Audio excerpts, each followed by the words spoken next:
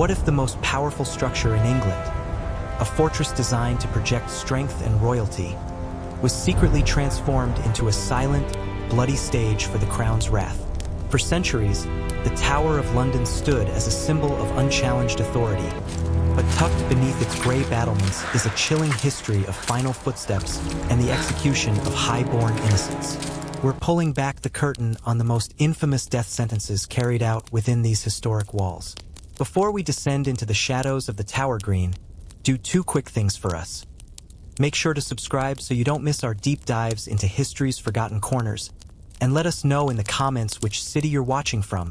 When William the Conqueror raised the White Tower in the 11th century, his goal was simple: intimidation. It was meant to be the ultimate statement of Norman power, functioning as a palace, bank, armory, and yes, a lockup. Yet, by the late Middle Ages, its purpose had morphed. It became less a symbol of security and more a mechanism of political destruction. The tower was where the crown didn't just hold prisoners. It annihilated their influence. These were not common criminals.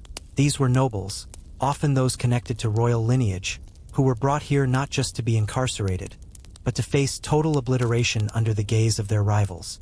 Executions inside the tower were an extreme rarity. They were reserved only for those whose rank made their public death on Tower Hill too disruptive or politically dangerous. The most prestigious heads rolled privately on Tower Green, a small, secluded patch of grass where the monarch could meticulously control the narrative. The speed of the blade, the identity of the witness, and the message of absolute dominance it sent. For women, the terror was compounded. High-status ladies accused of treason, adultery, or heresy faced an awful fate: execution in utter silence. There was no public roar, no crowd to watch their final moments. Just the cold, quiet judgment designed not merely to kill them, but to erase their connection to power, their name, and sometimes even their faith. She is known today as the 9 Days Queen, but Lady Jane Grey never desired the crown that became her death sentence. At the age of 16, Jane was tragically caught in a ruthless storm of dynastic ambition and religious revolution, a collision that ended her promising young life within the tower's stone walls. In July 1553, after the death of Protestant King Edward VI, Henry VIII's son, Jane was manipulated into becoming the Protestant successor to block the ascent of the Catholic Mary Tudor. She was deeply learned, devout, and intelligent, but profoundly unwilling.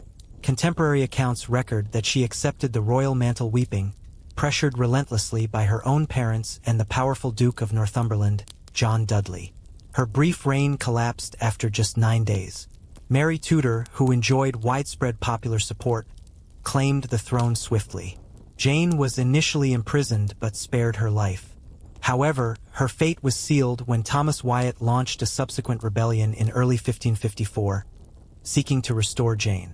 Though Jane had no involvement in the plot, her very existence now constituted an intolerable threat to Queen Mary's authority. On February 12, 1554, Jane was escorted to Tower Green, clad in a simple black dress and clutching a prayer book. Historian Raphael Holinshed documented her composed final speech, where she accepted her legal condemnation while insisting, "I am come hither to die, and by a law I am condemned to the same." The fact, indeed, against the Queen's Highness was unlawful. Yet, in the moment of truth, the terrifying reality broke her composure. Blindfolded, trembling, she couldn't locate the low execution block.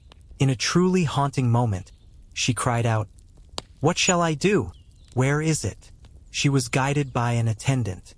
Moments later, the axe fell. England's youngest queen was gone. Lady Jane Grey perished not for her own crimes, but for the ruthless politics of men. Her death exposed the speed with which innocence was consumed by the Tower's lethal, ruthless brand of justice. She was born into the heart of royalty, survived the rise and fall of several houses, and outlived multiple kings. But in the end, Margaret Pole, Countess of Salisbury, suffered one of the most infamous and brutal deaths ever recorded within the Tower of London. Margaret was the daughter of George, Duke of Clarence, who was King Edward IV brother. This made her one of the last remaining members of the ancient Plantagenet line, placing a target squarely on her back in the paranoid Tudor court. Though she was fiercely loyal to Henry VIII for years, even serving as governess to his daughter, Princess Mary. Her royal lineage ultimately became a liability. The tide turned when Henry severed ties with the Catholic Church. Margaret's son, Reginald Pole, a cardinal in Rome, became one of the king's most vocal, damning critics, publicly denouncing Henry as a tyrant. Though Margaret was completely uninvolved in her son's treasonous words, Henry's escalating paranoia could not permit her powerful family connection to survive. In 1538, she was arrested without being formally charged and taken to the Tower.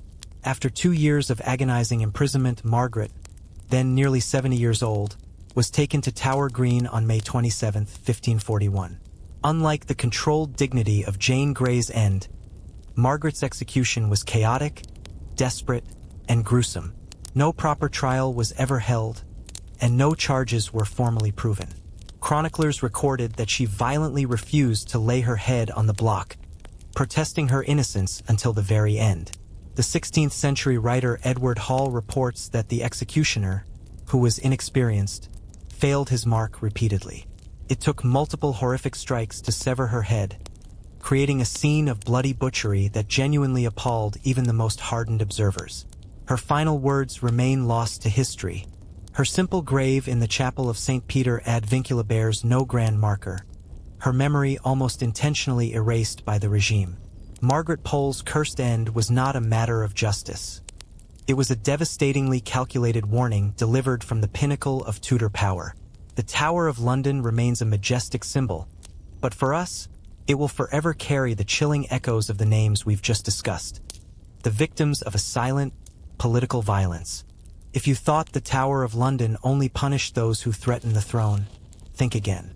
The fortress reserved its darkest methods for those who defied the king's personal beliefs, especially women. We're about to dive into the stories of a theologian tortured for reading a book, and a teenage queen executed for a fatal affair. Imagine being arrested, not for plotting treason, but for daring to interpret the Bible yourself.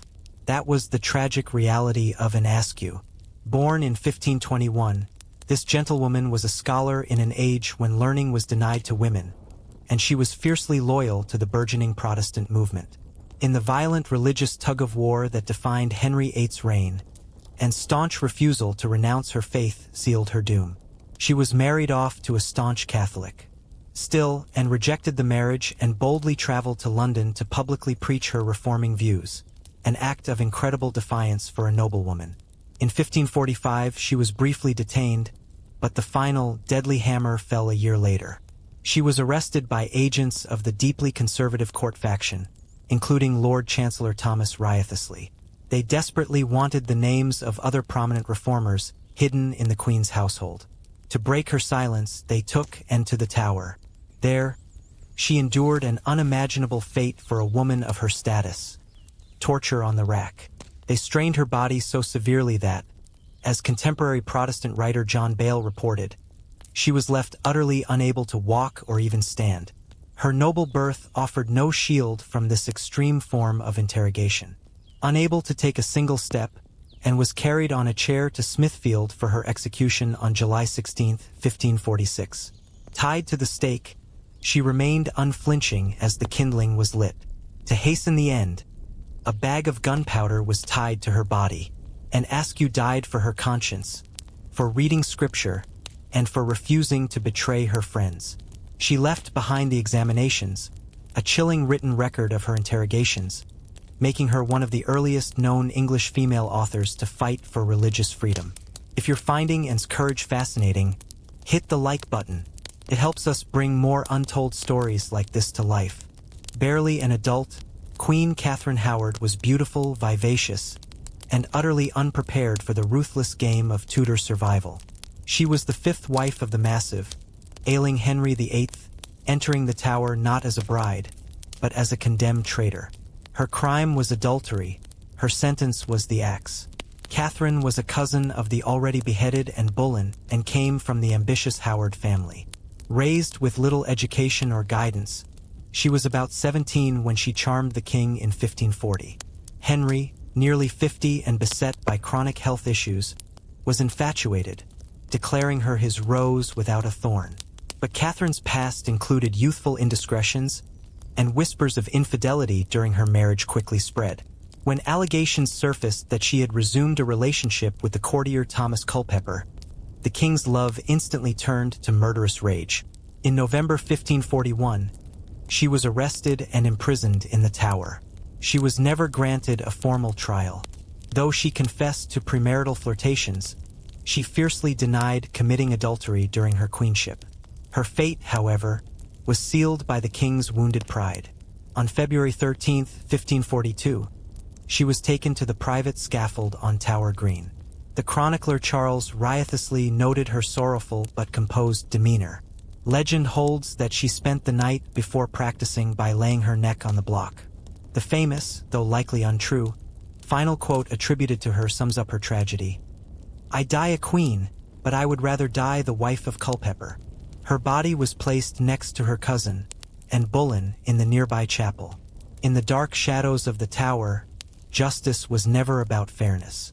It was solely about the crown's absolute power and control.